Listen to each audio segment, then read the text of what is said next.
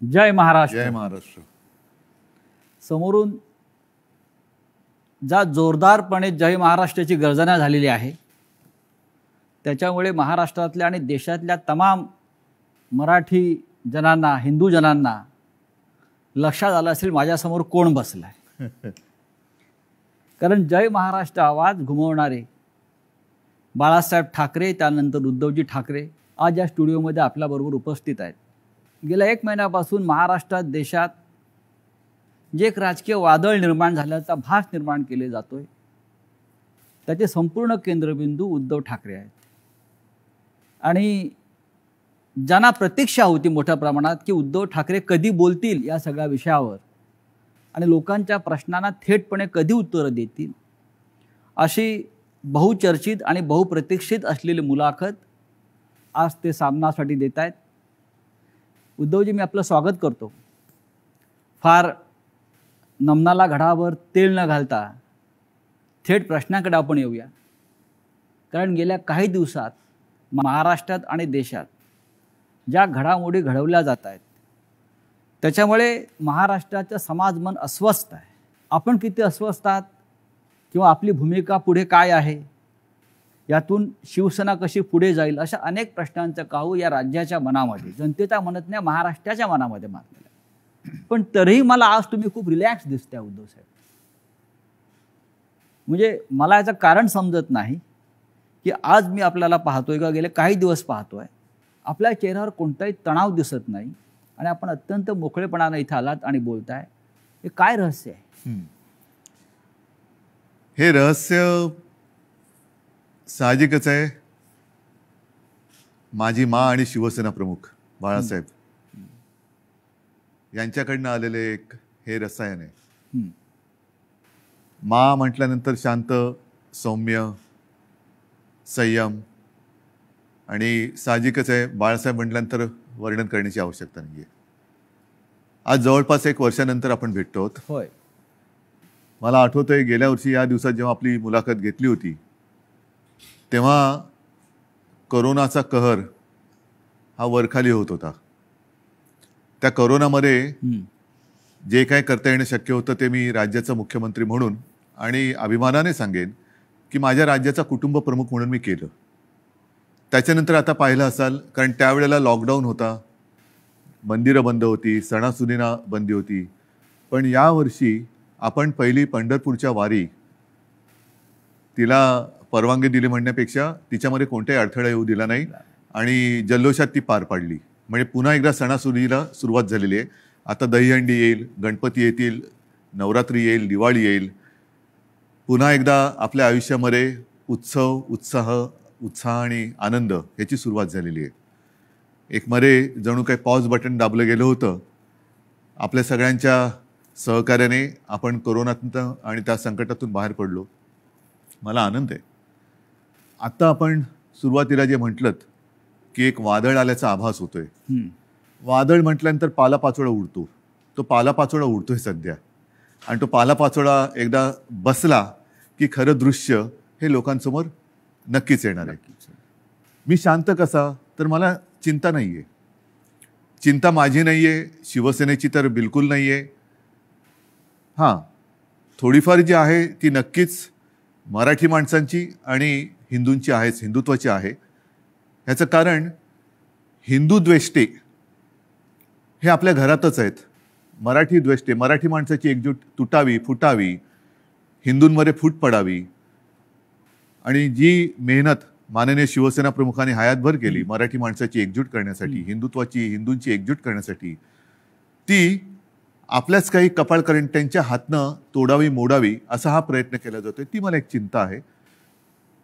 आणि म्हणून मी जे म्हटलं की हा पालापाचोळा सध्या उडतोय, कोण कुठे, हा इकडनं पालापाचोळा तिकडे जातोय, पुन्हा इकडे येतोय. ही जी गळणं गरजेची होती ती पानं ही उडतात. मी मागे एकदा माझ्या मनोगतात म्हटलं होतं की ज्या वेळेला मी वर्षामध्ये राहत होतो त्या वर्षामध्ये 2 झाडं ही आपल्या घराला लागूनच आहेत. एक आहे गुलमोहराचं आणि दुसरं बदामाचं. दोन्ही झाडं मी साधारणतः गेले 2-1 वर्ष बघतोय, ज्याला आपण पतझड म्हणतो. ती पानं पूर्ण गळून पडतात. पानगळ पानगळ म्हणतो. ती पानं पूर्ण गळून पडतात अशा काड्या राहतात. आपल्याला वाटतं या झाडाला काय झालं, पण 2 ते 3 दिवसात पुन्हा नवीन कोंब येतात, अंकुर येतात. आणि मी बघितले 8 दिवसामध्ये 10 दिवसात ते बदामाचं झाड सुद्धा हिरवगार झालं, गुलमोहर सुद्धा हिरवागार झाला. म्हणून जी सडलेली पानं असतात ती झडलीच पाहिजेत. ती झडतायत पानं, ती सडलेली पानं आहेत. म्हणजे आता पानं झडून पडतायत. आता सडलेली पानं झडतायत. ज्यांना त्या झाडाकडनं सगळं काही मिळालं, सगळा रस मिळाला, सगळं मिळालं, म्हणून त्यांचा टवटवीतपणा होता, ती पानं सगळं झाडाकडनं घेऊन ती गळून पडतायत. आणि हे बघा कसं उघडं बोडकं झाले झाड, असं ते दाखवायचा प्रयत्न करतायत. पण दुसऱ्या दिवशी आपला माळीबुवा येतो, ती झाड सगळी पुन्हा ती पानगळ केळ्याच्या टोपलीत घेतो आणि घेऊन जातो. आता ती प्रक्रिया सुरू आहे केळ्याच्या टोपलीत झडलेली सडलेली पानं टाकण्याचा. आता सुरू झाले. आता नवीन कोंब फुटायला लागलेले आहेत. आणि शिवसेना आणि तरुण युवा हे नातं हे शिवसेनेच्या जन्मापासूनच आहे. नक्कीच, कारण वयाच्या 80 मात्र एक आहे, अजूनही काही ज्येष्ठ शिवसैनिक ते येऊन भेटत आहेत, ज्यांनी बाळासाहेबांसोबत काम केलेलं आहे, पहिल्या पिढीचे ज्यांना म्हणू, आणि तो संघर्ष त्यांनी पाहिलेला आहे, संघर्ष केलेला आहे. त्यांना शिवसेना म्हणजे नेमकं काय ते कळलेलं आहे.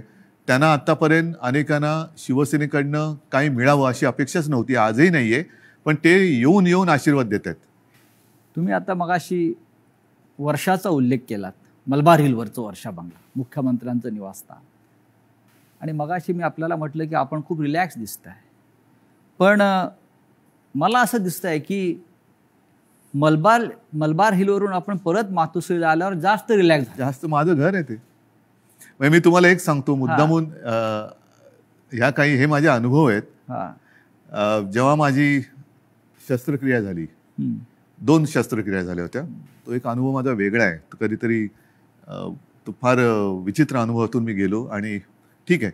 पण त्यावेळेला जेव्हा ॲनेस्थेशियामधनं मला जागवलं, मुख्यमंत्री असताना, मुख्यमंत्री होतो ना, शस्त्रक्रिया झाली, ऑपरेशन थिएटरमधनं बाहेर, ते ॲनेस्थेशियातून बाहेर आल्यानंतर काढताना मला डॉक्टरने विचारलं, सर कुठे जायचं, मातोश्री की वर्षा? मी पटकन म्हटलं मातोश्री.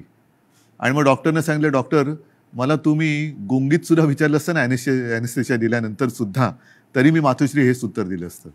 म्हणजे तुमची इच्छा नियतीने पूर्ण केली असं म्हणताय तुम्ही मातोश्रीत येण्याची? नियती ही म्हटलं तर असते, म्हटलं तर नसते. मुळामध्ये माझी वर्षामध्ये जाण्याची इच्छा होती का?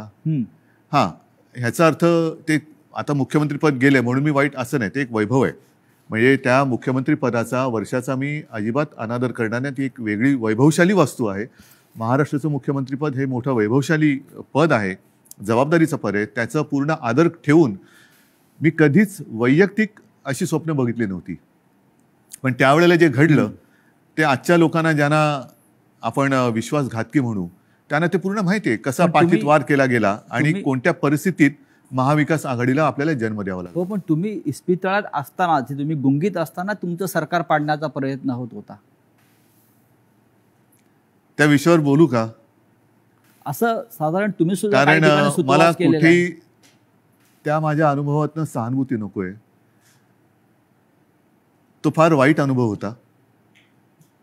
मानेची शस्त्रक्रिया ही कोणत्याही डॉक्टरनं किंवा कोणालाही, ज्याला माहिती आहे त्याला विचारले की त्याच्यामध्ये धोके काय असतात, ह्याची कल्पना मलाही होती, पण ती करणं मला गरजेची होती. ती केल्यानंतर पहिली शस्त्रक्रिया झाली, त्यातून मी चांगला बाहेर पडलो होतो.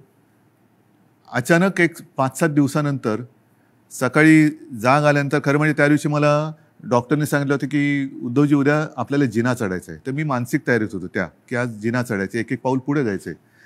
सकाळी जाग आल्यानंतर जरा थोडासा एक आळस द्यायचा प्रयत्न केला, तर मानेमध्ये जो एक असा क्रॅम्प म्हणतो असा आला आणि माझी मानेखालची सगळी हालचाल बंद झालेली. म्हणजे मला श्वास घेताना मी बघत होतो, माझं पोटही हलत नव्हतं. पूर्णपणे मी निश्चल झालो होतो. एक ब्लड क्लॉट तिकडे आला होता.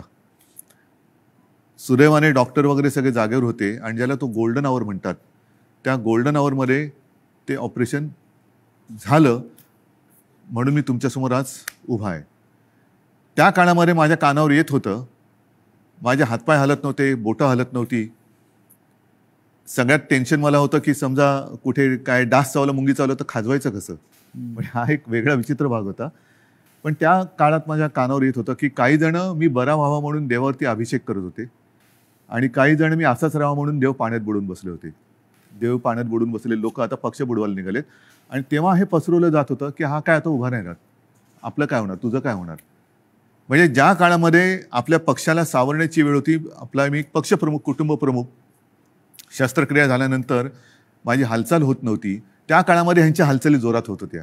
हे नाही म्हटलं तरी एक मला वेदनादायी एक सत्य हे आयुष्यभर माझ्यासोबत राहणार की जेव्हा, आणि मी तुम्हाला जबाबदारी दिली होती पक्ष सांभाळायची, नंबर 2चं पद होतं, पक्ष सांभाळायला म्हणून पूर्ण विश्वास दिला होता. तो विश्वासघात तुम्ही, मी हॉस्पिटलमध्ये असताना, म्हणजे माझी हालचाल बंद होती तेव्हा तुमची हालचाल जोरात होती, आणि ती सुद्धा पक्षाच्या विरोधात. शिवसेनेच्या विरोधात किंवा शिवसेनेच्या बाबतीमध्ये हे विश्वासघाताचं राजकारण वारंवार का होतं? ह्याचं कारण शेवटी आम्ही पक्ष हा प्रोफेशनली नाही चालवत असं मी म्हणेन. तुम्ही सुद्धा गेले अनेक वर्ष शिवसेना अनुभवतात, शिवसैनिकच आहात तुम्ही, पण एक परिवार म्हणून आपण बघत आलेलो आहे. बाळासाहेबांनी आम्हाला तेच शिकवलं, माने तेच शिकवलं की एकदा आपलं म्हटल्यानंतर आपलं, त्याच्यावरती कदाचित जो राजकारणामधला गुन्हा किंवा चूक असेल ती आमच्याकडनं वारंवार होते, ती म्हणजे एखाद्यावरती विश्वास टाकला म्हणजे आम्ही त्याच्यावर अंधविश्वास टाकतो. पूर्ण जबाबदारी, मग त्याला ताकद देणं असेल, शक्ती देणं असेल. म्हणजे 2014 साली जे आत्ता आम्ही हिंदुत्व सोडलंय म्हणून आवई उठवत आहेत, मारतायत, बोंब मारतायत, त्यांना मला हाच प्रश्न विचारायचा आहे की 2014 साली भाजपाने युती तोडली होती तेव्हा आपण काय सोडलं होतं? काहीच सोडलं नव्हतं. आजही नाही सोडलेलं हिंदुत्व. पण तेव्हा जो एक मधला काळ आला होता, विरोधी पक्ष एक शिवसेना झाली होती, म्हणजे अनेकांना असं वाटलं होतं की शिवसेना आता संपेल, पण शिवसेना एकाकी लढली आणि 63 आमदार निवडून आलेले. त्या काळामध्ये विरोधी पक्षाची जी जबाबदारी आपल्यावरती आली तेव्हा सुद्धा मी पद कोणाला दिलं होतं? आता सुद्धा जर भाजपनी आत्ता जे केलेलं आहे हे माझ्याशी बोलणी केल्याप्रमाणे हे आत्ता केलं, हे बोलणी केल्याप्रमाणे तेव्हा केलं असतं तर सन्मानाने झालं असतं. देशभरामध्ये पर्यटन करण्याची गरज लागली नसती. आणि असं मी ऐकलं, असं मी वाचलं, माझ्याकडे माहिती नाही, पण हजारो कोटी रुपये खर्च केले गेले.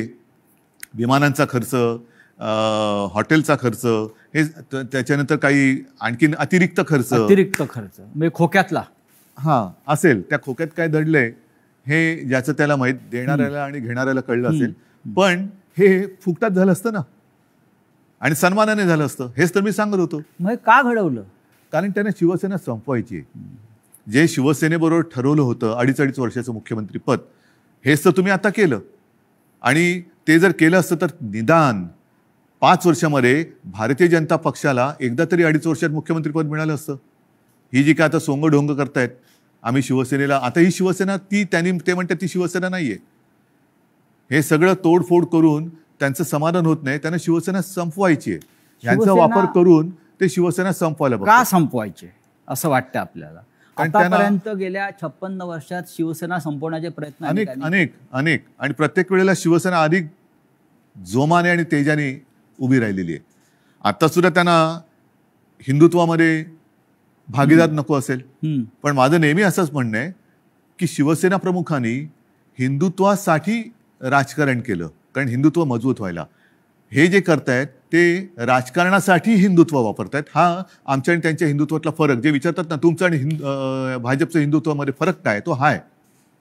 शिवसेनेचं राजकारण हे आम्ही हिंदुत्व मजबूत होण्यासाठी केलं, पण यांचं राजकारण मजबूत होण्यासाठी आणि हिंदुत्वाचा आश्रय घेतला. मुख्यमंत्रीपद स्वीकारल्यामुळे महाविकास आघाडी हिंदुत्व संकटात आलं, हिंदुत्व म्हणजे काय झालं अशी जी एक आवई उठवली जाते. हो, म्हणजे काय, मला एक प्रसंग असा सांगा किंवा एक माझ्या हातनं घडलेली गोष्ट किंवा निर्णय माझा मुख्यमंत्री पदावरती असतानाचा दाखवा की ज्याच्यामुळे हिंदुत्व धोक्यात आलं. एक निर्णय दाखवा. तर तुम्ही तेव्हा अयोध्येला आत्ता सुद्धा गेला होतात. अयोध्येमध्ये महाराष्ट्र भवन आपण उभं करतो, बरोबर आहे. हे हिंदुत्वाला सोडून आहे की नाही? तुम्ही ठरवा. अयोध्येत महाराष्ट्र भवन, बरोबर आहे. मुख्यमंत्री होण्याच्या आधी सुद्धा मी अयोध्येत गेलो होतो, प्रत्येक वेळेला आपण होतात. मुख्यमंत्री झाल्यावरती सुद्धा अयोध्येत गेलो होतो. कोण काय म्हणेल मी परवा नाही केली. मी गेलो आणि रामलल्लाचं दर्शन घेऊन तेव्हाही आलो होतो. 2दा मी स्वतः अयोध्येत गेलो होतो. आता नव्या मुंबईमध्ये आपण तिरुपतीचं मंदिर त्याला जागा दिली. प्राचीन जी मंदिरं आहेत त्यांचं संवर्धन करणं, जतन करणं हे आपण सुरू केलं. गडकिल्ल्यांचं आपण सुरू केलं. हे कुठे, ह्याच्यात हिंदुत्व कुठे गेलं? हिंदुत्व तर असं कोणताही निर्णय नाही आहे की ज्याच्यामध्ये आपण हिंदुत्वापासून दूर गेलेलो आहे. अशा अनेक गोष्टी सांगता येतील. तुम्ही आज ज्या संघर्षमय कालखंडातून जात आहात याची कधी अपेक्षा केली होती? बघा, शेवटी शिवसेना आणि संघर्ष हे तर एकमेकाच्या पाचवीला पुजलेले आहेत. आणि मागे कोणीतरी असं म्हणालं होतं, ते मला वारंवार त्याचा अनुभव येतोय, की शिवसेना ही एक तळपती तलवार आहे. ती जर मॅनेमध्ये ठेवली तर ती गंजते. त्याच्यामुळे ती तळपलीच पाहिजे. आणि तलवार तळपणं म्हणजे संघर्ष आलाच. अर्थात याचा अर्थ अर्थार्थी कोणी घेऊ नये की तलवारीने वार करा बिरा, असं नाही माझं म्हणणं. ही एक उपमा आहे. आणि त्याच्यामुळे संघर्षासाठीच तर शिवसेना जन्माला आली. त्यावेळेला मराठी माणसासाठी, भूमिपुत्राच्या न्याय हक्कासाठी शिवसेनेचा जन्म झाला. त्याच्यानंतर हिंदुत्वासाठी शिवसेना लढली. मग ते 92-93 साल असेल किंवा कधी असेल. त्याच्यामुळे शिवसेना आणि संघर्ष, जिथे अन्याय तिथे वार, हे शिवसेनेचं ब्रीदवाक्य आहे.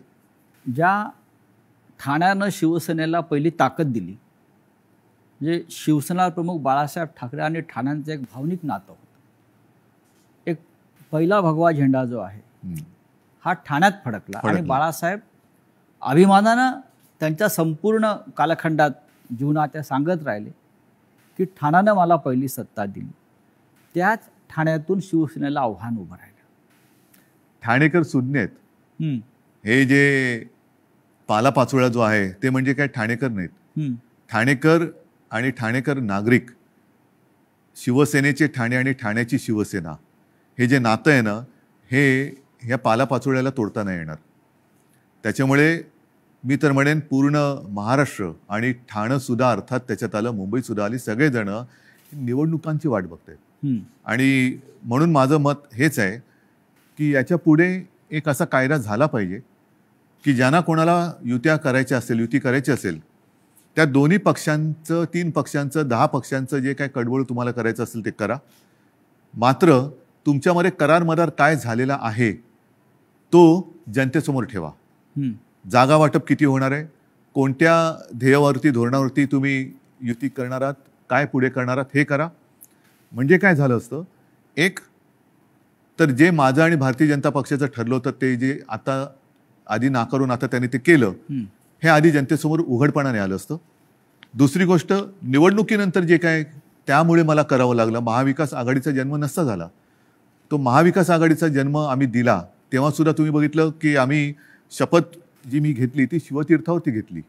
छत्रपती शिवाजी महाराजांच्या पुतळ्याच्या आणि बाळासाहेबांचं स्मारक आहे तिकडे, त्या साक्षीने घेतली. हजारो लाखो लोक आणि शिवतीर्थ हे भगवं पूर्ण फुलून गेलं होतं, ओसांडून वाहत होतं पूर्ण. म्हणजे जर लोक नाराज असतील तर तिकडे कोणी आलं नसतं. पण तरी देखील माझं मत असं आहे की आता निवडणुका घ्या. जर आम्ही महाविकास आघाडी स्थापन करून चूक केली असेल तर लोक आम्हाला घरी बसवतील. आणि जर भारतीय जनता पक्षाने माझं, कारण शेवटी जनता मला ओळखते, नाही म्हटलं तरी आता आमची 6वी पिढी ही महाराष्ट्राच्या जनतेसाठी काम करते. 6वी पिढी, त्याच्या आधीच्या पिढ्या सुद्धा होत्या. पण एक तर लोक त्यांना घरी बसवतील त्यांनी चूक केली असेल तर, जो करार त्यांनी आमच्याशी केला होता तो तोडला म्हणून, नाहीतर आम्ही पाप केलं म्हणून आम्हाला घरी बसवतील. होऊ द्या जनतेच्या कोर्टात फैसला, माझी तयारी आहे. पण या सगळ्या कालखंडामध्ये कधी नव्हे तो एक आघोरी प्रकार होतो आहे जो महाराष्ट्रात कधीच झाला नव्हता. तो म्हणजे कोणीतरी संपूर्ण शिवसेना हायजॅक करण्याचा प्रयत्न करत आहे. कारण त्यांना पर्याय नाही आहे. कारण नीट लक्षात घ्या, हा महत्त्वाचा प्रश्न आहे, एक बारकाव लक्षात घ्या. जे काय थोडंफार कायद्याचं ज्ञान मी लोकांशी बोलून, कायदेतज्ञांशी बोलून समजून घेण्याचा प्रयत्न केलेला आहे, त्यातून सांगतो की पूर्वी 2/3 ही सदस्य संख्या झाली का वेगळा गट स्थापन करता येऊ शकत होता. आता तो कायदा गेला. आता हे जे बाजूला झाले ते भले 2/3 असतील किंवा आणखीन काहीतरी असतील, त्यांना वेगळा गट स्थापन करता येत नाही. हे कायदेतज्ञांनी सांगितलेलं आहे. मी कायदा लिहिलेला नाही, मी कायदा वाचलेला नाही. मी घटनातज्ञांनी ज्यांनी त्याचा अभ्यास केला त्यांनी सांगितलेली मतं ऐकून आणि त्यांच्याशी बोलून सांगतोय. म्हणजेच काय की ह्या गटाला कुठल्या ना कुठल्या तरी पक्षामध्ये विसर्जित किंवा सामील व्हावं लागेल ह्या गटाला. मग त्यांच्यासमोर पर्याय काय आहेत, एक तर भाजपात जावं लागेल, नाहीतर दुसरे सपा आहेत, MIM वगैरे असे जे काही छोटे छोटे पक्ष आहेत त्यांच्यात जावं लागेल. आणि हे जर का कुठल्या पक्षात गेले तर भारतीय जनता पक्षाचा ह्यांना जो उपयोग करून घ्यायचा आहे तो उपयोग संपेल. कारण त्यांची ओळख त्यांना ती द्यावी लागेल की आता आम्ही भाजपात गेलो, आता आम्ही समाजवादीत गेलो, आता आम्ही बच्चू कडूंच्या पक्षात गेलो. तर म्हणून ते एक भ्रम निर्माण करतायत की आम्ही म्हणजेच शिवसेना. जे मधल्या काळामध्ये क्लिप फिरली बघा, असं माझ्या काळात कधी झालं नव्हतं. माझ्या बाजूला उपमुख्यमंत्री अजितदादा पवार बसायचे, पण त्यांनी कधी माझा माईक नव्हता खेचला.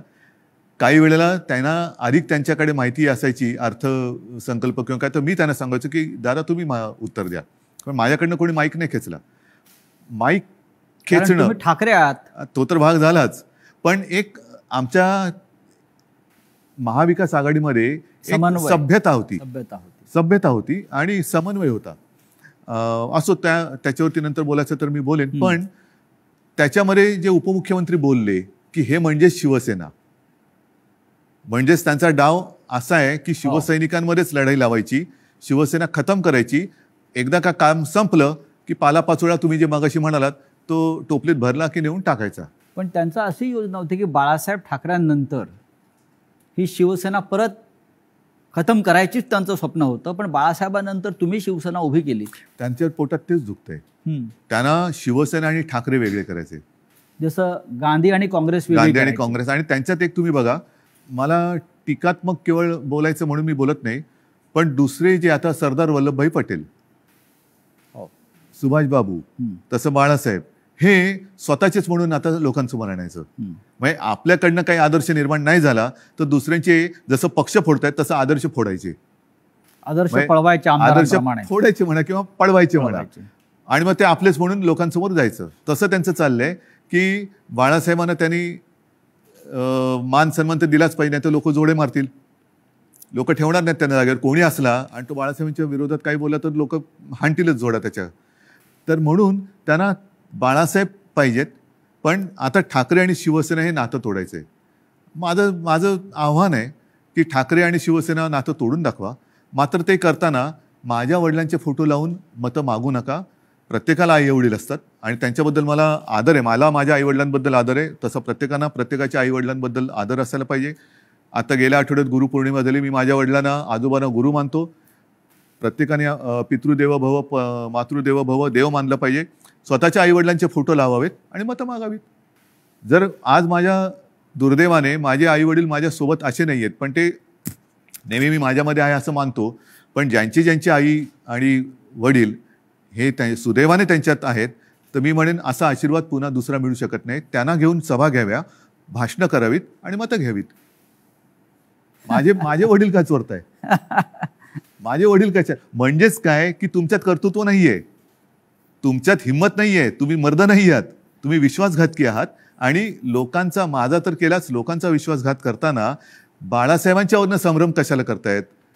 तुमच्यात तुमचा मर्दाचा चेहरा घ्या आणि जा पुढे आणि मागा मतं. नाही, पण निवडणूक आयोगापुढे आता एक नवीन खटला उभा राहतो आहे, तो म्हणजे धनुष्यबाण कोणाचं चिन्ह, जे शिवसेनेचं जे लोकांपर्यंत पोहोचलं. बघा, मला अजूनही देशाच्या घटनेवरती भरोसा आहे, कायद्यावरती भरोसा आहे. चोरीमारी सगळीकडे चालते असं माझं मत नाहीये तेवढा. कारण मी जे म्हटलं ना की सत्यमेव जयते, नाहीतर तुम्हाला वाक्य पुसावं लागेल आणि मग दोन वाक्य करावं लागेल एकाची. एक तर म्हणजे असत्यमेव जयते आणि दुसरं वाक्य सत्तामेव जयते. त्याच्यामुळे सत्तामेव जयते पुढे तुम्ही असत्य घेऊन जर का करणार असाल तर ते काही लोक खपून नाही घेणार. आज वेळ अशी आणलेली आहे, हे दुर्दैव आहे महाराष्ट्राचं म्हणतो, की ठाकरेंना पुरावे द्यावे लागतात शिवसेना खरी किंवा खोटी. नाही, लोक वाट बघतायत निवडणुकांची. म्हणजे आम्हाला पुरावा द्यायची गरज नाही. लोक म्हणतात की आम्हाला निवडणुका येऊ दे, ध्यानच पुरून टाकतो. बरं, जनताच पुरावा देईल, जनताच त्यांना पुरून टाकेल राजकारणामध्ये.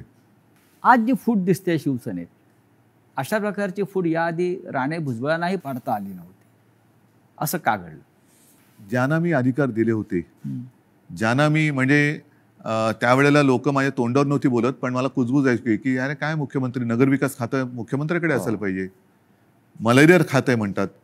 मला मलाई विलई खाण्यासाठी मी गेलो नव्हतो. मी माझ्याकडे जी खाती ठेवली होती ती एक GAD, ज्याला सामान्य प्रशासन म्हणतात, न्याय व विधी. IT मध्ये मला खरंच काहीतरी एक तंत्रज्ञानाचा उपयोग सगळ्या खात्यांसाठी काहीतरी करता येईल का, हा एक माझा विषय होता. राजीव गांधींनी एक क्रांती केली होती, तसा एक विषय होता. आणि त्याच्यानंतर काही काळ एका दुसऱ्या मंत्र्यांनी दिवे लावले म्हणून त्यांचं खातं माझ्याकडे थोडे दिवस मला ठेवावं लागलं होतं. नक्की काय चुकलं असं वाटतं? चूक माझी आहे आणि ती मी पहिल्याच माझ्या फेसबुक लाईव्ह मध्ये कबूल केलेली आहे. गुन्हा माझा आहे, तो म्हणजे मी यांना परिवारातले समजून यांच्यावरती अंधविश्वास ठेवला. तुमचं मुख्यमंत्री होणं चुकलं? मला 2 गोष्टी आहेत. समजा मी मुख्यमंत्री त्यावेळेला यांना केलं असतं, हां, यांनी वेगळं आणखीन काय केलं असतं, कारण यांची भूकच भागत नाही. यांना मुख्यमंत्रीपद पण पाहिजे आणि आता पक्षप्रमुख म्हणजे शिवसेना प्रमुख व्हायचे. शिवसेना प्रमुखांबरोबर स्वतःची तुलना करायला लागलात. म्हणजे हे जे आहे ना, ही राक्षसी महत्वाकांक्षा आहे आणि ह्याला हावरटपणा म्हणतात. हाव म्हणजे एक दिलं तरी तुझं तेही माझं, माझं तेही माझं, तुझं तेही माझं, ह्याचं तेही माझं, त्याचं तेही माझं, माझं ते माझं, तुझं तेही माझं इथपर्यंत होतं. आता ह्याचंही माझं आणि त्याचंही माझं इथपर्यंत त्यांची हाव गेलेली आहे. या हावरटपणाला सीमा नसते. की महाविकास आघाडीचा प्रयोग चुकला? महाविकास आघाडीचा प्रयोग जर का चुकला असता तर लोकांनी उठाव केला असता, लोकांनी, जनतेने केला असता. तसं नाही झालं.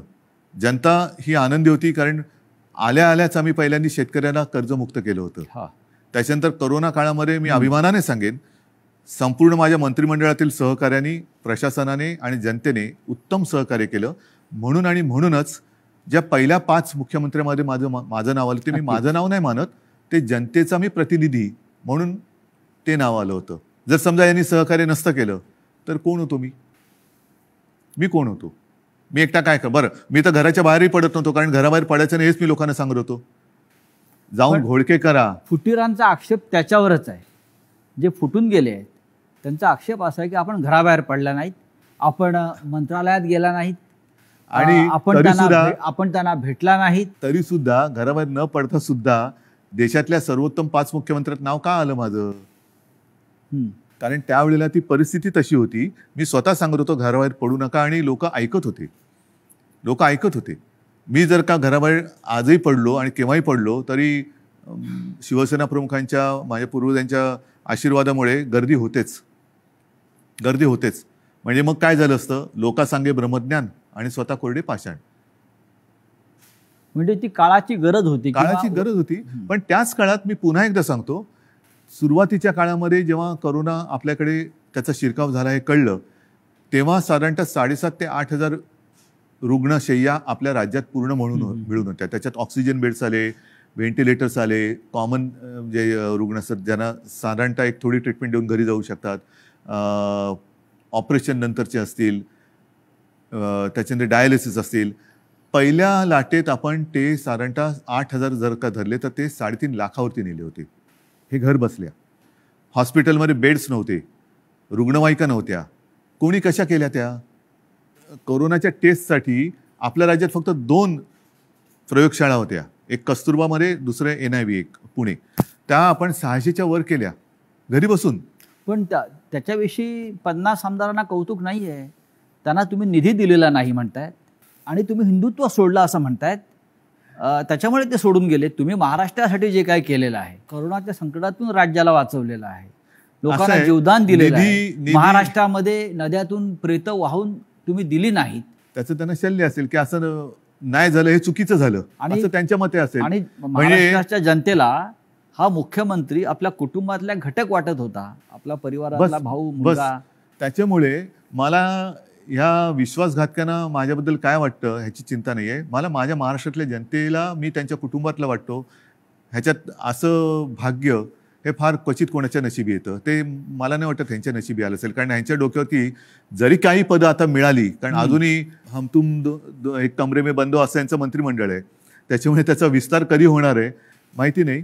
पण हे मंत्री जरी किती झाले तरी कपाळावरती जो घाताचा शिक्का बसलाय तो नाही पुसता येणार. तुम्हाला असं वाटत नाही का की जे तुम्हाला सोडून गेलेले आहेत मोठ्या प्रमाणात त्यांनाच तुम्ही सर्वाधिक दिलेलं आहे आणि ज्यांना मिळालं नाही किंवा ज्यांना कमीत मिळालं ते आपल्या बरोबर राहिले? मला हेच म्हणायचं, ही शिवसेनेची ताकद आहे.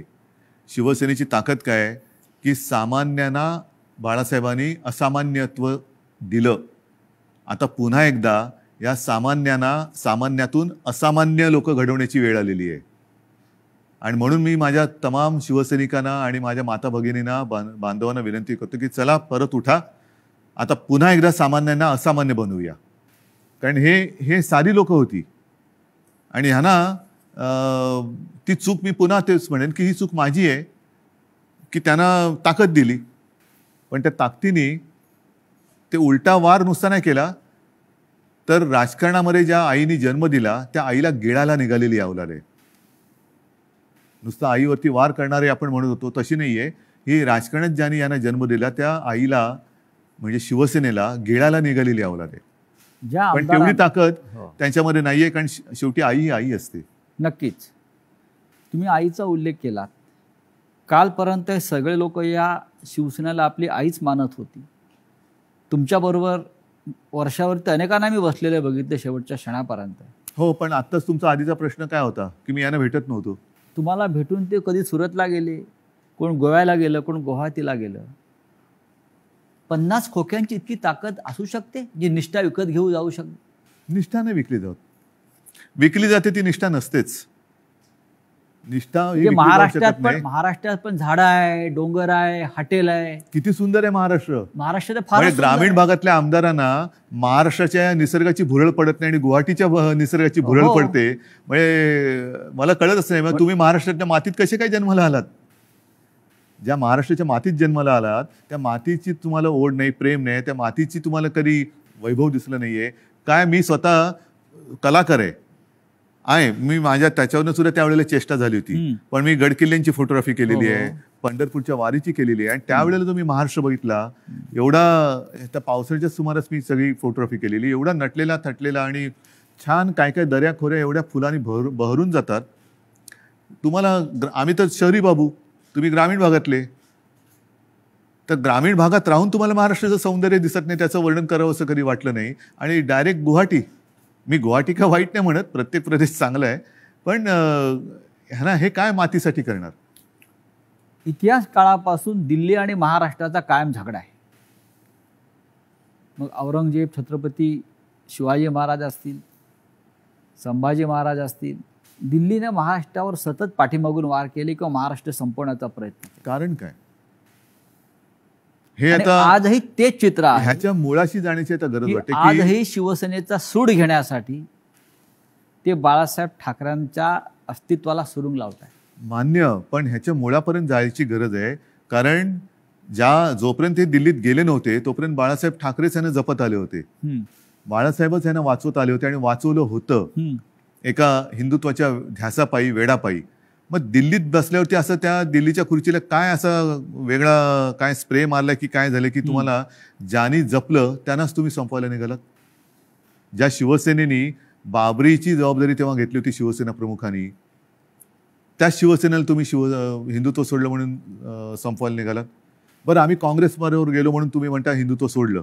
मग मुफ्ती महम्मद आणि मेहबूबा मुफ्तीबरोबर तुम्ही गेला होतात, ते काय होतं, काय सोडलं होतं तुम्ही. मग तेव्हा तर आम्ही आता तुम्हाला वाटतं हिंदुत्व सोडले, जे सोडलं नाही, पण तेव्हा तुम्ही लाच सोडली होतीत ना.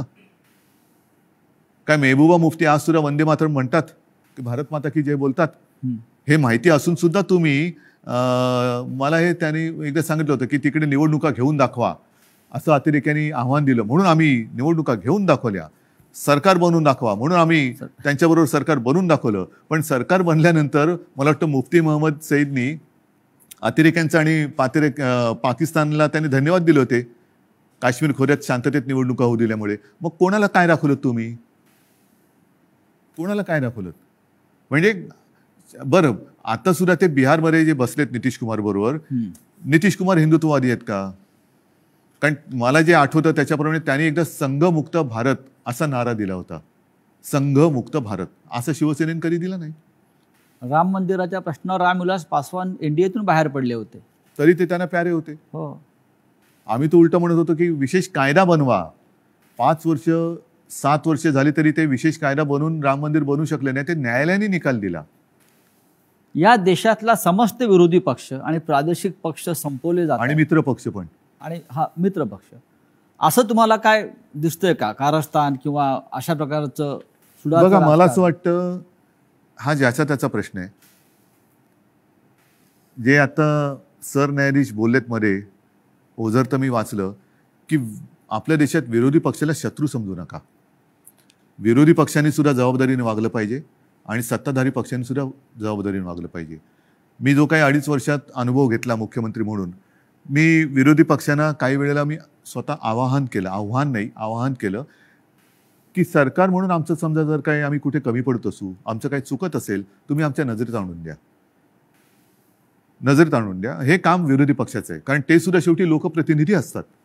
त्याच्यामुळे सशक्त लोकशाहीसाठी आणि महाराष्ट्राची विरोधी परंपरा पक्ष आहे ती. हा सुद्धा तेवढा सुसंस्कृत पाहिजे, संवेदनशील पाहिजे, आणि तेवढाच किंवा त्याच्याहून थोडा जास्त हा सत्ताधारी पक्ष संवेदनशील पाहिजे आणि सुसंस्कृत पाहिजे.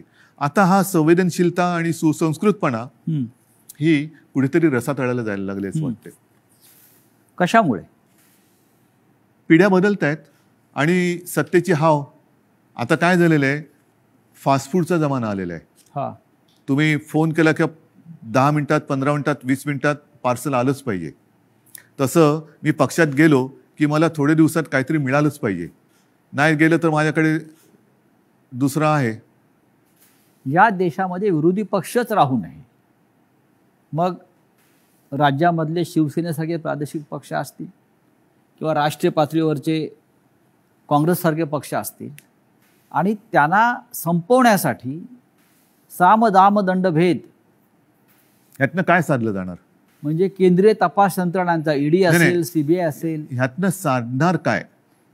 यांचा जो गैरवापर सुरू आहे. शेवटी जनता ही सार्वभौम आहे, आणि तुम्ही बघितलं असाल की जनतेच्या मनाविरुद्ध एखादा निर्णय गेला तर जनता थांबत नाही, ती रस्त्यावरती उतरते.